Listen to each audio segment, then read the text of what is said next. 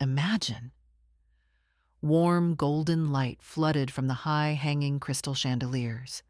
The wedding hall was resplendent, covered in white peonies, each petal seeming to float in the air.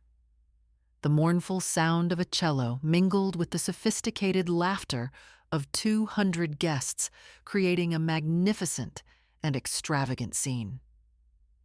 At the end of the hall, Margaret Hale, a 66-year-old widow, entered. She wore a simple gray-blue dress, her old shoes slightly out of place on the gleaming tile floor. Her silver hair was tied in a neat bun, her face kind, but tinged with the weariness of time. She looked small, lost in this world of silk and diamonds. On the high dais, the bride Clara Hale, Margaret's only daughter, was shining in a pristine white wedding dress. The lights reflected off every crystal on the gown, making Clara look like a goddess descended to earth. Ceaseless compliments rang out around her. But when Clara's eyes met her mother's, that smile vanished. She frowned. In Clara's eyes, the image of that fat woman in the cheap dress was a stain on her important day. Margaret smiled gently, her trembling hand offering a small congratulatory envelope, money she had saved for months. "I wish you happiness, Clara," she whispered, her voice warm. Clara laughed, a bitter laugh that echoed through the microphone, causing the entire hall to fall suddenly silent. "Everyone, please look. This is my mother." Clara raised her voice, her eyes flashing with contempt. "Yes, she chose to wear this pathetic dress, and looks nothing short of a shameful fat pig." The 200 guests gasped in unison. Some snickered, some turned away in embarrassment, others whispered amongst themselves. Margaret stood frozen. Her cheeks burned, but her eyes remained gentle, as if wanting to forgive. In her heart, she heard something shatter.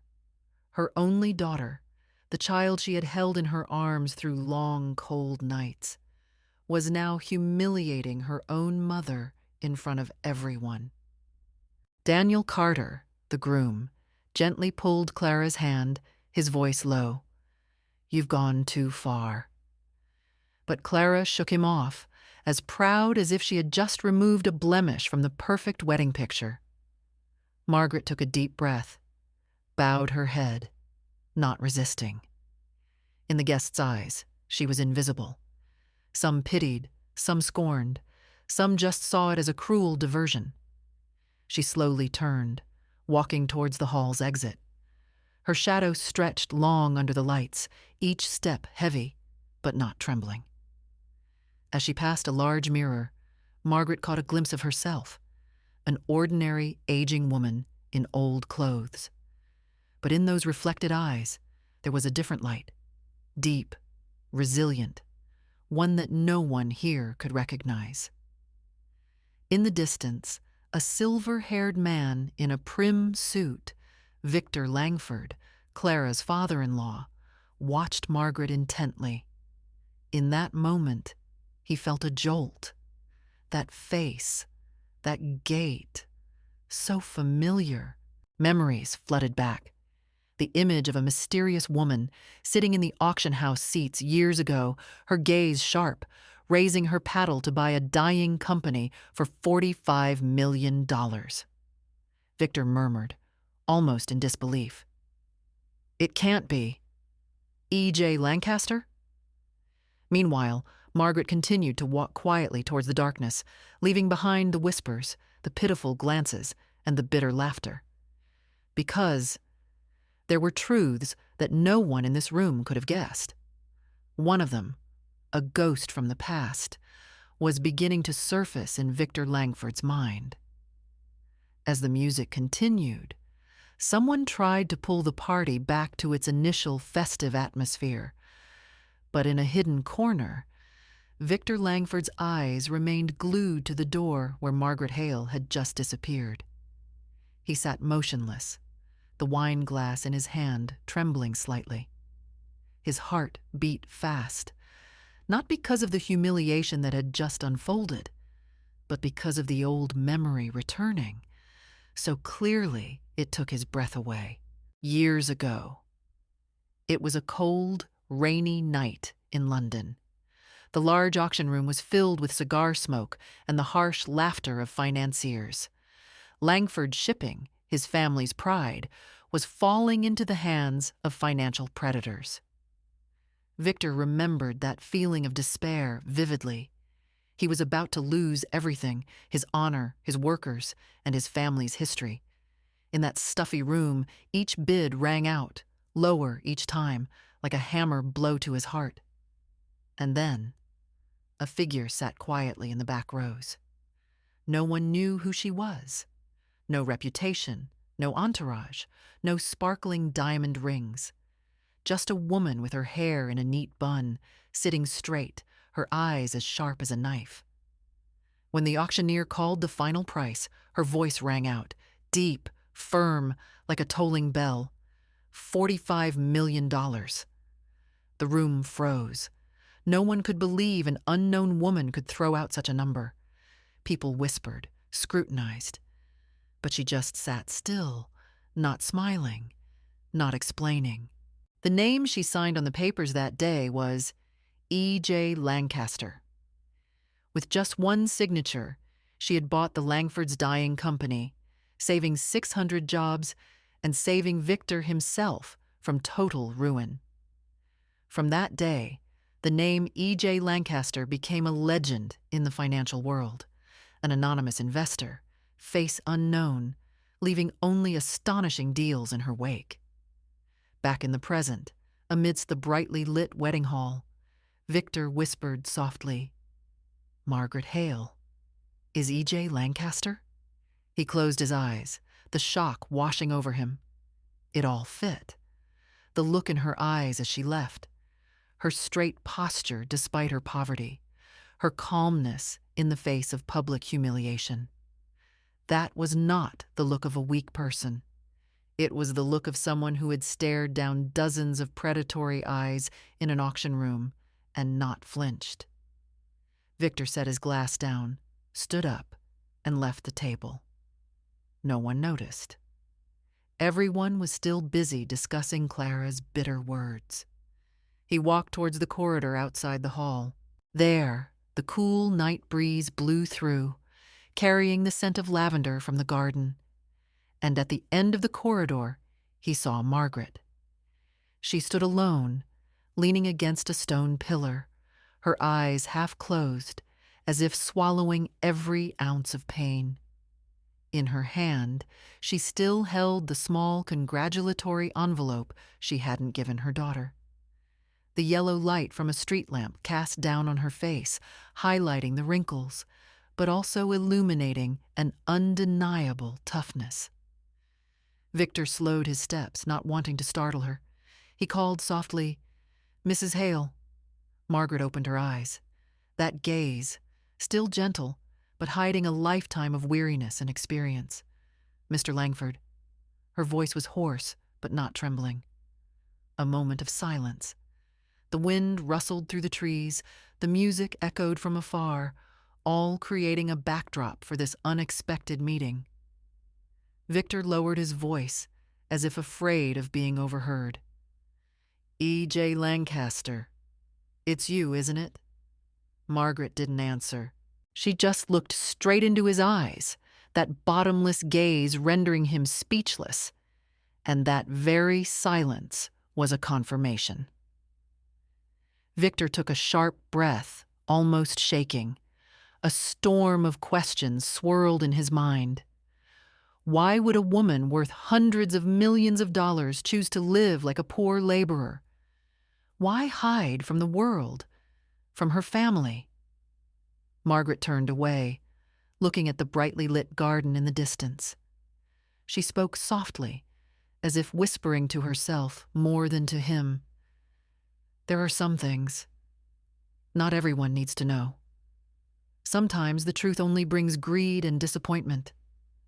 I chose this life, to keep what little I have left from being swallowed whole." Victor fell silent. feeling a lump in his throat. He understood, because he too had watched greed destroy an entire family. Margaret smiled faintly, though sadness still lingered in her eyes. Tonight, my daughter chose her path. And so did I. Let time test all things. Victor looked at her for a long time. In that moment, he no longer saw the image of a poor woman humiliated at a wedding. He saw only a symbol of strength, a matriarch silently hiding her true wings. In the distance, fireworks exploded brilliantly. The night sky lit up, while on the ground, two people stood silently in a fateful moment.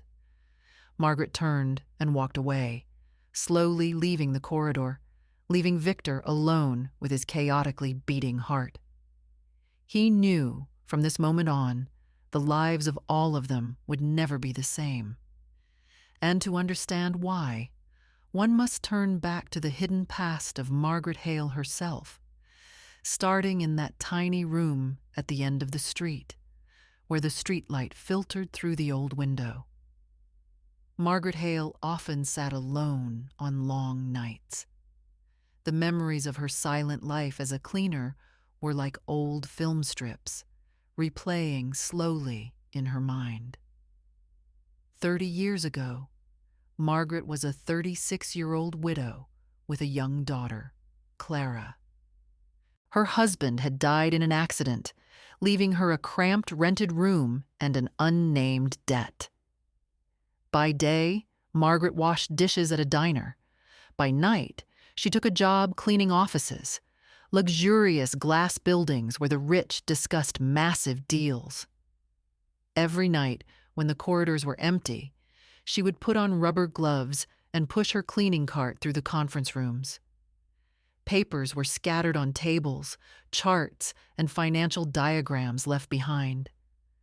People saw them as meaningless scraps, but to her, they were a mysterious world opening up.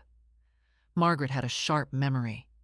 Every time she picked up a note, she read it and silently recited it. Revenue, profit, expenses. The foreign concepts confused her at first, but gradually they became a new language in her mind. Some nights, she would sit back in the darkness, looking at the strategic diagrams left on the whiteboards. Sometimes, she would overhear snippets of conversation between executives as they left meetings late. Increase working capital. Cut staff to maintain the profit margin. Venture capital. Those words fell on her ears like pieces of a giant puzzle. With no money for university, Margaret chose to learn from what she cleaned up every night. Every report tossed in the trash, every business magazine left on a table, became her textbook. She started buying small notebooks, meticulously writing down every word, every formula. When Clara was fast asleep, Margaret sat under the dim yellow light, muttering every line in a hoarse voice. In her 5th year as a cleaner, Margaret had saved enough to buy her first stock. No one knew. She used a false name, E.J. Lancaster. E.J. was an acronym for Eleanor Joseph, her mother's and father's middle names. It was a small investment, but it turned a small profit. Margaret didn't dare spend it, just quietly reinvested. Money made money, like seeds growing silently in the earth. There were failures. She lost several $1,000s. A fortune to her at the time. Margaret cried alone, then wiped her tears and continued to read, to learn. Failure, to her, was just another lesson. For 20 years, Margaret lived 2 lives. By day, she was still the pudgy woman in old clothes, holding a mop. No one paid her any mind. But when night fell, under the name E.J. Lancaster, she participated in quiet deals, buying small shares, then gradually larger ones. The men in the financial world began to whisper about a ghost, an anonymous investor, face unknown, known only by the name E.J. Lancaster, who always appeared at the right time, in the right place, to buy companies on the brink of bankruptcy and revive them. She never revealed her identity, because Margaret knew if anyone found out, everything would collapse. Relatives, friends, even her daughter. They would all look at her with different eyes, and greed would swarm her. Clara grew up in scarcity. She used to blame her mother for not giving her a wealthy life. Clara saw her friends wearing beautiful dresses, going to prestigious schools, while she had to use hand-me-downs. In her eyes, her mother was just a lowly cleaner. Margaret endured it in silence. She hid all the paperwork, locked all the bank accounts, concealed every successful deal. To the world, she was just an ordinary woman. Many nights, she looked at her sleeping daughter, her heart aching. She knew one day the truth would come out. But she wanted to be sure that when it did, Clara would be mature enough not to be swept away by the weight of money. 5 years ago, Margaret stood in that auction room where Victor Langford watched his family company collapse in despair. The room was full of predators, all thinking the company was dead. And then, with a deep, steady voice, she raised her paddle. $45 million. Everyone turned, stunned. But Margaret sat still, her eyes bright, her face calm. No one knew who she was. No one knew that under her daily cleaner's uniform, she had become one of the wealthiest women in the country. Standing in the corridor after the wedding, remembering it all, Margaret smiled sadly. 30 years from a poor widow, she had built a financial empire of over $200 million, without anyone in her family knowing. But when Clara, the daughter she had sacrificed everything to raise, publicly humiliated her, she suddenly understood. A secret, no matter how well kept, could not protect her from the pain of family bonds. And ironically, the very pain she had just endured would stir up suspicion from her own daughter. The wedding party was over. White roses wilted on the floor, the music faded, leaving only the silence that follows laughter and whispers. But in Clara Hale's heart, those sounds did not disappear. They became an unpleasant whisper, seeping into her every thought. Clara lay in the extravagant honeymoon suite, her wedding dress hanging by the window like a haunting reminder. Beside her, Daniel Carter, her husband, was fast asleep, but Clara could not rest. She remembered her mother's eyes as she left the wedding hall. They weren't the eyes of someone who had been humiliated, not the eyes of a lowly cleaner. They were a calm, deep, almost unreadable gaze. Clara frowned, turned over, her mind filling with strange fragments of memory she had previously ignored. Clara remembered. There were times she had caught her mother sitting alone in the kitchen, reading thick notebooks filled with writing and numbers. When Clara asked, Margaret just said it was a hobby of writing things down for fun. But who writes down terms that Clara had seen in the business papers? Once, while rummaging through an old drawer, she stumbled upon a financial newspaper with a section circled in red about a major merger. Margaret had snatched it back with unusual speed, and what made Clara most uneasy, her mother had never truly lacked money for necessities. Even during the periods Clara thought she was just making a living as a cleaner, Margaret always paid her tuition and medical bills on time and could even lend small amounts to a few neighbors. How can a cleaner, living in a cramped apartment, manage so easily? Clara muttered in the darkness. Debt was a noose tightening around Clara's neck. $600,000. That was the amount she owed from her reckless spending, her designer bags, her extravagant trips, and her failed investments. Daniel had warned her many times, but Clara always believed there would be a way. She believed she was born to enjoy a different life, a life of wealth. But after the wedding, reality crashed down like a storm. Creditors called, threatening texts, urgent emails. Clara knew she was out of time. In her desperation, Clara's gaze turned back to her mother. She was the only person left in this chaotic world.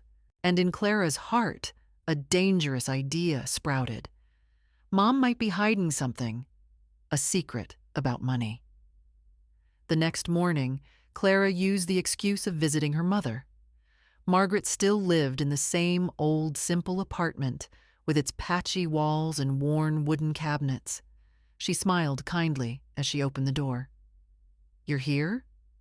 Why aren't you resting more after the wedding?" Clara stared at her mother, replying stiffly, I just missed you." They sat down at the kitchen table. Light streamed through the window onto Margaret's face, illuminating her wrinkles, but her eyes were still clear. Clara watched, trying to find a sign. On the wooden shelf, Clara saw the familiar notebooks. The covers were yellowed, the edges of the paper frayed. Clara asked nonchalantly, "You still keep these notebooks, Mom? What's in them that you're so fascinated by?" Margaret smiled, gently placing a hand on the notebook, her voice as light as the wind. "Just some nonsense, dear. I write to clear my mind." Clara forced a laugh, but inside, her mind was racing. Her instincts told her that those notebooks held what her mother was hiding. When she got home, Clara immediately told Daniel, but he just sighed. "You're being paranoid, Clara. She's just an old woman who's been a cleaner her whole life. You think she could hide a huge amount of money?" Clara hissed. "You don't understand. Something's not right. Mom isn't what she seems.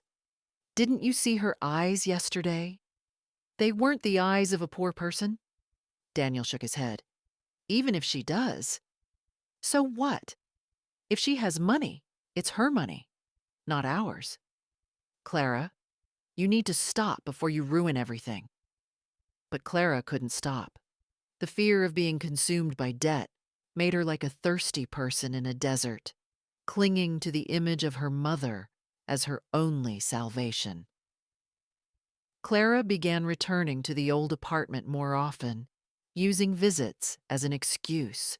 She discreetly observed every detail: the envelopes that arrived in the mail, the financial books on the shelf, the small scraps of paper with figures scattered in a drawer. One time, Clara pretended to wash a cup, then secretly opened a cabinet. Inside, she found a tightly sealed envelope. On the outside, only 3 handwritten words: "Do not open." Clara's heart pounded. She reached out to touch it, but then heard her mother returning from the living room. Hurriedly, she shut the cabinet, forcing a smile as if nothing had happened. From that day on, Clara was even more convinced her mother was hiding a massive secret. That night, Clara lay in the dark room, her eyes wide open, staring at the ceiling. Beside her, Daniel was fast asleep. In Clara's mind, one compelling thought repeated, "If Mom really has money, I have to find out, by any means necessary." The moonlight shone through the window, casting a look of hard determination mixed with desperation on Clara's face. Outside, the night wind whistled through the window frame, like a vague warning of a looming tragedy. That tragedy began to take shape right in Margaret Hale's small apartment, in the form of a test contract. The London night sky was covered in gray clouds. In Margaret Hale's small apartment, a weak yellow light shone on the old wooden table. On the table, a stack of pre-printed papers, neat, cold, like a hidden blade. Margaret sat there, a fountain pen in hand, slowly writing the final lines. Each character was as heavy as stone, but she remained resolute. Her deep eyes quietly shone with sadness. The contract clearly stated $800,000 would be given to Clara Hale, her daughter.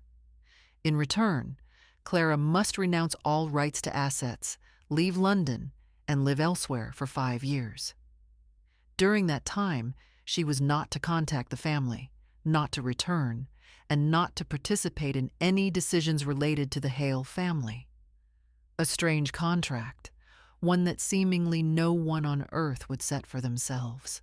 But Margaret knew it was the only way to test her daughter. The next afternoon, Margaret invited Clara and Daniel to the apartment. It was drizzling, the raindrops tapping a rhythm on the window. Clara sat across from her mother, her face slightly tense, but her eyes held a spark of curiosity and hope. "You want to know the truth, don't you?" Margaret began, her voice slow. Clara swallowed, trying to maintain her composure. "I just want you to be honest with me, Mom. You're hiding something, and I have a right to know. I'm your daughter." Margaret looked at her daughter for a long time. In that moment, an indescribable sadness flashed in her eyes. Then she placed the contract on the table. "This is my answer." Clara snatched the papers, reading quickly. When her eyes scanned the words, $800,000, her heart beat faster, as if the light at the end of the tunnel was opening. But then, when she reached the condition of leaving her family with no contact for 5 years, Clara frowned, her hands trembling. What does this mean?" Clara blurted out, looking straight at her mother. Margaret was calm. "If you truly need money more than anything, then sign it. If you sign, you will have $800,000 immediately. But in return, you will leave this place, start a new life on your own. No more ties to me, no more ties to this family." The air in the room was as heavy as lead. Daniel Carter, the young husband, turned pale after hearing it. He jumped up, his voice trembling. "No, this is insane. Clara, you can't sign this. What money is worth giving up your family? This is no different from selling yourself." But Clara remained silent, her eyes bright with a mix of greed and desperation. $600,000 in debt was strangling her daily. And here, $800,000, more than the debt, an obvious way out. It's only for 5 years. Then we'll come back. "Mom can't abandon me forever," Clara muttered, as if trying to convince herself. Daniel grabbed his wife's hand. "Listen to me. This isn't a solution. It's a trap. If you sign this, you're choosing money over family." "I don't agree." Clara pulled her hand away, her eyes blazing. "What do you know? You're not the one drowning in debt, being scorned by friends for being poor. This is our chance to start over. $800,000, Daniel? I can't pass this up." Margaret sat silently, watching her daughter and son-in-law argue. Her heart felt like it was being squeezed, but her face remained calm. This was the test she had prepared for. "Clara," she said, her voice warm but cold, "I'm not forcing you. It's all your choice. Sign or refuse. You just need to be honest with yourself." The room fell silent. Outside, the rain beat harder against the glass, like a relentless drumbeat. Clara stared at the contract, her fingers trembling on the pen. Daniel yelled one last time, "Don't do it, Clara! If you sign, we'll lose everything." Clara took a long, deep breath. The pen in her hand trembled slightly, a small blot of ink escaping. In Margaret's eyes, there was a flash of pain mixed with anticipation. Then, Clara put the pen down on the table. She hadn't signed, but her voice spoke her decision. If this is the only way, then I'll sign. Daniel looked as if he'd been struck by lightning. He stepped back, sinking into a chair, his face pale. Margaret slowly closed her eyes. Disappointment rose like a fierce wave, but she did not cry. She slowly picked up the contract and tore it in half. The sound of ripping paper echoed in the silent room like a knife tearing through a heart. "You have answered," Margaret said quietly. "You chose money. I understand." Clara's eyes widened. "What do you mean? What about the money?" Margaret stood up, looking straight at her daughter. Her voice was no longer trembling, but firm, strong as a bronze bell. "There is no money. It was just a test, and you failed." Clara was stunned. Daniel looked at his mother-in-law with a mixture of shock and respect. He understood. It had all been a plan, a carefully calculated test. Margaret walked to the window, looking out at the rain. She said softly, as a conclusion, "Daughter, family cannot be exchanged for money, but today you chose a different path, and from this moment on, you are no longer in my will." That declaration left the room so quiet you could hear the clock ticking on the wall, and this was the moment the real unveiling began. The torn contract lay scattered on the floor. Clara sat motionless, her eyes red, her breathing ragged. Daniel sat beside her, his head bowed, as if a great weight had just fallen on his shoulders. At the window, Margaret Hale stood tall, her shadow cast on the rain-streaked curtain. The sky outside was dark. Lightning tore across the sky, momentarily illuminating her face, determined, stern, and also incredibly sad. "Clara," Margaret's voice was deep and clear, "do you know why I offered you that contract today?" Clara wiped her tears, her voice choked. "To humiliate me? To prove I'm a terrible daughter? You never trusted me." Margaret turned, her gaze as sharp as a knife. "No, I wanted to know what you would choose between money and family, and you have given your answer." Clara bit her lip, trying to argue. "But what do you have besides this rotten apartment? $800,000. Where would you get that?" Margaret looked at her daughter for a long time. Then she sighed, walked to the old wooden cabinet, and opened a secret compartment. Inside, stacked neatly, were dozens of thick, aged notebooks. She placed them on the table, one by one, as if laying down a lifetime of secrets. "Daughter," her voice echoed in the small room. "For the past 30 years, I wasn't just a cleaner. The name they whisper out there, E.J. Lancaster, is me." Clara was stunned. Her lips moved, but no sound came out. Daniel looked up, his eyes wide, unable to believe what he had just heard. Margaret slowly opened a notebook, revealing numbers, charts, and dense notes, deals, stock prices, bold investments. "Every night, when you were asleep, I cleaned those big boardrooms. I picked up every forgotten piece of paper, memorized every number. I learned, I invested, I failed, and I got back up. For 20 years, I lived like a ghost, but under the name E.J. Lancaster, I built a financial empire." Clara gripped the edge of the table, her hands shaking violently. "No, it can't be. You? You're E.J. Lancaster? The one who bought Langford Shipping for $45 million. You're her?" Margaret nodded, her eyes never leaving her daughter. "Yes, and my assets now exceed $200 million. The room seemed to explode in silence. Clara felt as if she had just fallen into an abyss. All her life, she had despised her mother, thinking she was just a poor, lowly cleaner. And now the truth was revealed. Her mother was one of the most powerful and wealthy women she had ever known. So, all this time, you let me live in scarcity, in shame, while you had everything? Clara burst into tears, her voice laced with resentment. Margaret closed her eyes, replying softly, I let you grow up with the value of labor, not dependency. Money can feed the body, but only resilience can feed the soul. Clara laughed bitterly, tears streaming.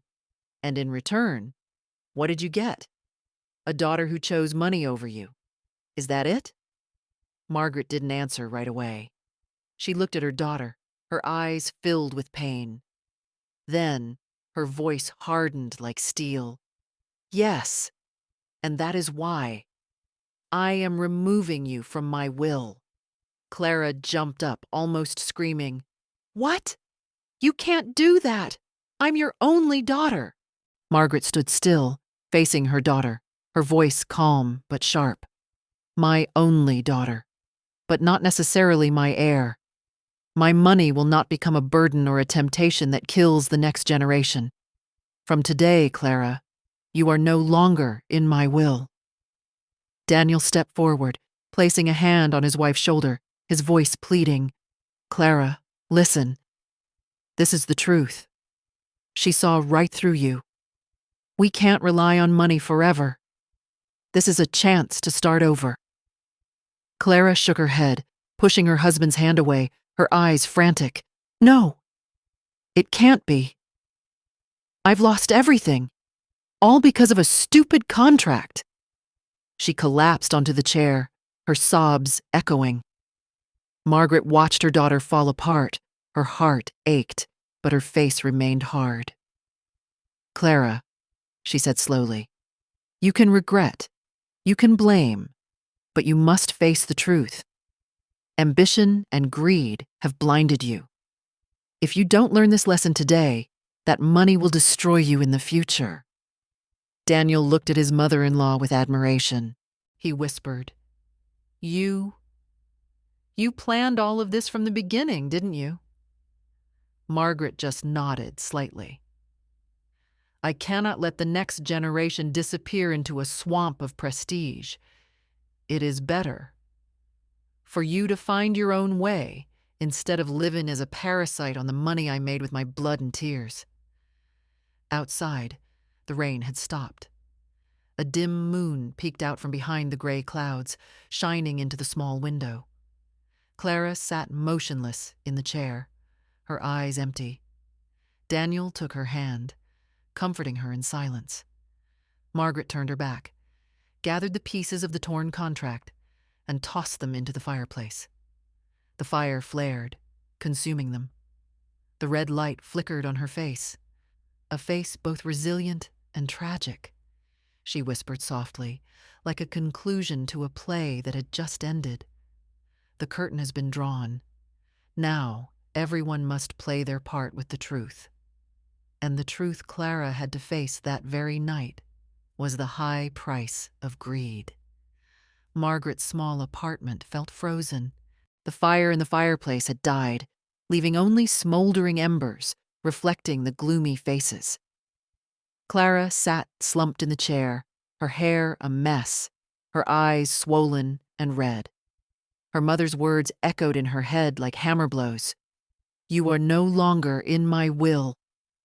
She covered her face, unable to hold back the choked sobs. All my life, Clara mumbled, her voice breaking. I lived in poverty, in shame. You let me grow up like a beggar while you were hiding a mountain of gold. And now, when I need it most, you turn your back. Why? Why would you treat me like this? Margaret was silent. Her eyes flickered with emotion, but quickly returned to their determined state. Clara screamed, as if wanting to tear the room apart. I am your daughter. I am your flesh and blood. If you won't let me inherit, who will you leave it to? A stranger? Margaret took a deep breath. Her voice was deep and clear. Yes, you are my flesh and blood. But family is not a free pass to indulge greed. If you only see me as a safe, Then you are no longer my daughter, Clara choked. Tears welled up, but her eyes flashed with bitter anger. Daniel Carter sat beside her, watching his wife break down. His heart was in turmoil. He loved Clara, but Margaret's every word resonated with him. He took his wife's hand, whispering, "Clara, listen. This isn't your mother abandoning you. This is a wake-up call. You've gotten too used to living in the illusion that money can save everything. But if you lose it all today, you have to learn to stand up on your own 2 feet." Clara snatched her hand away, her voice sharp. "Easy for you to say. You've never had to endure the humiliation I have. You've never had rich friends look down on you while your mother just silently mopped the floor. You don't understand." Daniel clenched his fists, almost shouting. "I do understand, Clara. I understand the feeling of being crushed, of being looked down on. But I chose to start over, instead of selling my soul for money. I want us to have love left, not a sum of money in exchange for loneliness." His words echoed, silencing Clara for a moment. But then, she buried her face in her hands again, sobbing. Margaret stood up and walked to the window. She looked out. The London sky was covered in a thick fog, the streetlights casting a glow on the small alley. "Clara," her voice was soft but sharp as a blade. "You think I'm cruel, but the truth is much crueler. Money can feed the body, but it will kill the soul if you let it control you. I have seen too much. I watched the entire Langford family nearly drown because of greed, and I swore I would not let that happen to the Hales." She turned back, her eyes shining brightly, like the last embers flaring in the night. "That is why you are removed from the will. Not because I hate you, but because I want you to have a chance to find yourself again." Clara looked up, her red eyes meeting her mother's. In her gaze, there was both resentment and an unspeakable pain. Clara jumped up, ran to the wooden cabinet, and grabbed the notebooks her mother had placed on the table. She threw them open, pages full of numbers scattering to the floor. "Here! All these numbers! This is your truth, not the poverty you acted out in front of me. You hid it your whole life, and now you want me to live with nothing." Margaret strode forward and snatched the notebook back.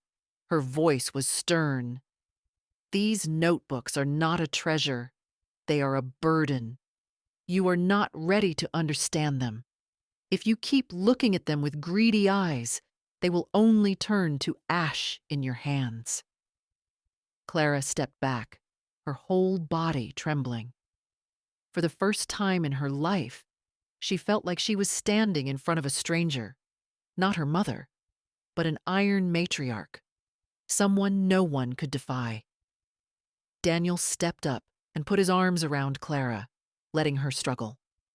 He whispered in her ear, "I know you're in pain, but this is the time we have to change. You have no way back, Clara. If we've lost everything, let's start over together. No money, no luxury, just us. I believe you can do it." Clara trembled. Her tears fell on her husband's shoulder. In the midst of her despair, his voice was like a fragile thread pulling her back from the abyss. Margaret stood watching the couple. A flicker of softness crossed her eyes, but she quickly suppressed it. The mother in her wanted to embrace her daughter, to forgive everything. But the woman who had endured 30 years of hardship in the shadows knew forgiving too easily would destroy Clara even more. The room returned to silence. Clara buried her head in Daniel's shoulder, sobbing. Daniel held his wife tightly, his eyes looking over at Margaret, a look that was both pleading and begging for a chance. Margaret turned away, walked back to the fireplace, and added more wood. The flames leaped up, casting her shadow on the wall, tall, strong, like an unshakable symbol. She spoke softly, almost a whisper, but it echoed in the small room. The price of greed is losing what is most precious. If you don't learn that, then even a mountain of gold can't save you. Outside, the night wind blew through the window, carrying a bitter chill. Inside, 3 people, a resolute mother, a broken daughter, and a husband trying to lift her up, stood at a fateful crossroads in their lives. 6 months had passed since that fateful night, and that crossroad had finally led Clara to a decision: to make a public apology. London was shifting into spring. On the streets, cherry trees blossomed, pink petals dancing in the wind like whispers of time. Clara Hale sat by the window of the small apartment she rented with Daniel, her eyes distant. Her face was more gaunt, her hands no longer adorned with sparkling diamond rings, but calloused from her new job at a small company. Life was simple, difficult, but real. Every night, Clara would jolt awake, remembering the moment she stood before hundreds of guests and called her mother a shameful fat pig. The shame clung to her like a ghost. Daniel would often place a hand on her shoulder, whispering, "You can't run forever. One day you have to face it. Only when you say it out loud will the burden lift." Clara was silent. But today, a look of determination flashed in her eyes. It was time. A week later, at the Grand Hall, the same place where the lavish wedding had been held, a reception was organized. This time, it wasn't a wedding, but a business conference sponsored by Victor Langford. He had wanted to honor Margaret for her silent contributions. News spread fast. Nearly all 200 guests who had been at the wedding attended. They came with mixed feelings, some curious, some mocking, some hoping to witness a new drama. In the brightly lit hall, Clara entered with Daniel. Her heart was pounding, her legs trembling. As eyes turned to look, Clara could clearly hear the whispers. That's her. The one who humiliated her mother in front of everyone. Let's see what trick she pulls today. Clara wanted to turn and leave, but Daniel squeezed her hand, whispering, "Keep going. I'm right here with you." On the main stage, Margaret appeared in a dark blue dress, elegant but simple. She wore no sparkling jewelry, only her bright, calm eyes. As the applause rang out, Clara felt as if the ground beneath her was about to collapse. As Margaret prepared to speak, Clara unexpectedly walked onto the stage. The hall buzzed. Someone laughed softly. A few people took pictures. Many curious eyes followed her. Clara took the microphone, her voice shaking. I'm sorry to interrupt, but today I can't be silent any longer." The hall quieted. All eyes focused on the girl who had sown such humiliation 6 months prior. Clara took a deep breath, tears brimming from her first words. 6 months ago, in this very place, I did something unforgivable. In front of 200 people, I called my mother a shameful, fat pig. The sound dropped, heavy as a stone. The entire hall was silent. The memories of the wedding night replayed in everyone's minds. Clara continued, choked with emotion. At that time, I thought I was strong. I thought luxury was everything. I let my arrogance and my debts blind me.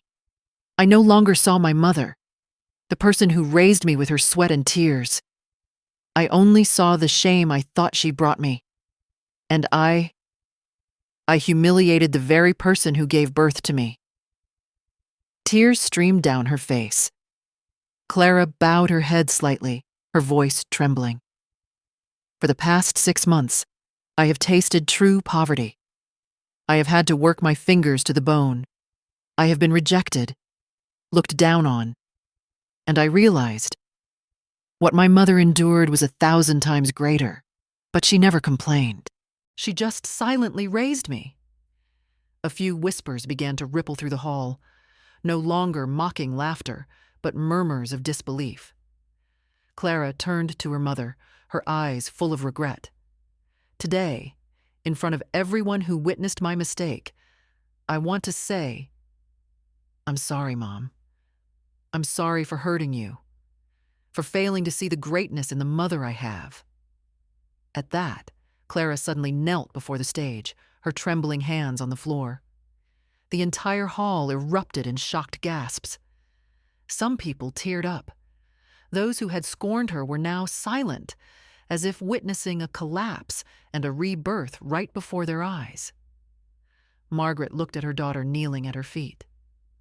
Her heart tightened. She had dreamed of the moment Clara would awaken, but now that it was here, the mixture of pain and joy left her speechless. She stepped down from the dais, gently helping her daughter to her feet. Her voice was a whisper, just loud enough for the two of them. Stand up, Clara. Your apology. I have heard it. Forgiveness doesn't come in a day, but at least today, you have chosen the right path. Clara burst into tears in her mother's arms. Applause broke out in the hall, sporadic at first, then growing louder, rolling like the ocean waves. In the crowd, Daniel stood silently, his eyes red. He knew his wife had just done the hardest thing in her life, setting aside her pride in public, admitting her fault. He smiled, relieved, because finally, Clara had taken the first step. The hall lit up with prolonged applause. On the stage, a mother and daughter embraced, tears falling like a cleansing rain on the stains of the past.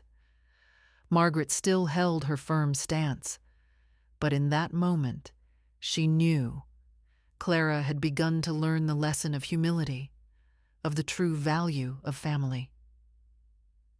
Outside, the spring breeze blew through the cherry trees, carrying their sweet fragrance. A new chapter for this family had begun, no longer centered on money, but on the courage to face one's faults. That new chapter, a journey of true rebirth for the family, began that summer. Golden sunlight covered the streets of London. The sky was clear blue, with fluffy clouds drifting slowly. In the small, rented apartment in the suburbs, Clara Hale opened the window, letting the breeze in, carrying the scent of wildflowers. The apartment had only 2 rooms, the furniture simple, with no trace of the luxury items that once surrounded Clara. In place of the rows of designer shoes was a small bookshelf with a few economics books Daniel had bought at a second-hand shop. In place of the extravagant wardrobe were a few simple dresses, resewn from cheap fabric. Clara sighed, but a smile played on her lips. Life was different, but also lighter. Clara found a small job in an accounting office, data entry, filing. The work was tedious, the pay meager, but for her, it was the first time money had come from her own hands. Daniel worked as a maintenance engineer for a power company. Every day, he came home in grease-stained clothes, but his eyes lit up when he saw his wife. At least we're standing on our own feet. At first, Clara struggled. She wasn't used to living frugally, not used to cooking meals from cheap ingredients. But gradually, she found small joys in simple things. Cooking dinner with Daniel, eating at the old table, then turning on the yellow lamp to read. One evening, Clara laughed softly as she looked at her first paycheck. It's only a few $100s, but it makes me prouder than all the diamond bracelets before. Daniel just smiled, holding his wife's hand tightly. Meanwhile, Margaret Hale continued to live in her old apartment, as she had for years. She didn't change her lifestyle, still simple, unassuming. But now, she visited her daughter more often. She watched Clara and Daniel in their new life. She saw Clara waking up early for work, carrying her briefcase, her old shoes worn at the heel. She saw Daniel taking care of his wife, always encouraging her despite their modest life. Every time she looked, Margaret remembered the days she had gone through, also difficult, also full of tears, but they had forged her into the person she was today.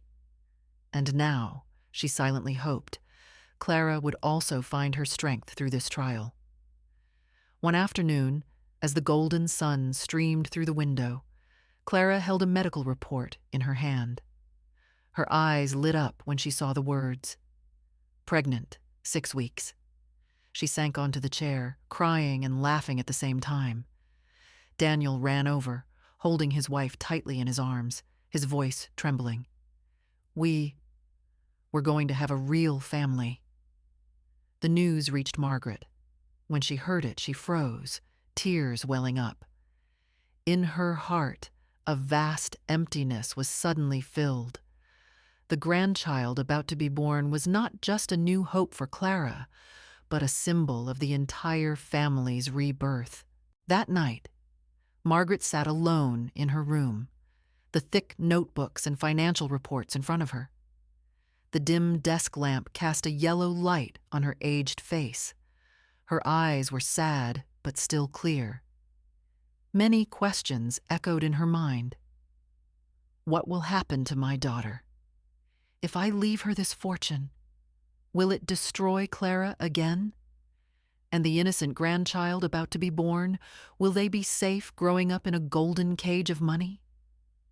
She slowly turned the pages of a notebook, numbers in the millions, tens of millions appearing. She had built an empire, but now she understood. The true legacy was not the money, but the lesson, the responsibility, the connection. Margaret slowly wrote on a piece of paper, "The Hale Family Fund. Half of the assets will be dedicated to a charitable foundation to be managed by future generations. No one will inherit directly. Only the duty to serve the community." She put the pen down, her hand trembling. Her heart felt light. That would be how she kept her family from being pulled into the vortex of ambition. A few days later, Margaret visited Clara and Daniel. The small apartment smelled of vegetable soup simmering on the stove. Clara smiled as she greeted her mother, her belly slightly showing, her eyes more radiant than before. They ate together. The meal was simple, just bread, soup, and some fruit, but filled with warmth. Daniel talked about his workdays. Clara shared stories from the office. Margaret listened, smiling. She felt as if a full circle was closing, from brokenness, pain, to recovery and rebirth. When the meal was over, Clara gently placed a hand on her stomach, whispering, "I hope our child will grow up not for money, but for love, for kindness. I don't want to repeat my mistakes." Margaret took her daughter's hand, her eyes glistening. That is the most beautiful promise a mother can make to her child. That night, Margaret returned to her old apartment. She sat by the window, looking out at the starry sky. Her heart was more at peace than ever. The family, once torn apart by greed and arrogance, was now being reborn in simplicity and love. Outside, the wind carried the sweet scent of summer. She closed her eyes softly, whispering, "This is the true legacy. Not the money, but life continuing in love." To turn that spiritual legacy into a concrete action, she decided to announce the Hale Family Fund. One autumn afternoon, the London sky wore a soft yellow hue. the sun stretching across the stone-paved streets. At the ancient hall in the city center, hundreds had gathered. They were business people, journalists, former employees, people who had been saved by the bold deals of E.J. Lancaster, the person who would today appear publicly under her real name, Margaret Hale. Clara and Daniel sat in the front row.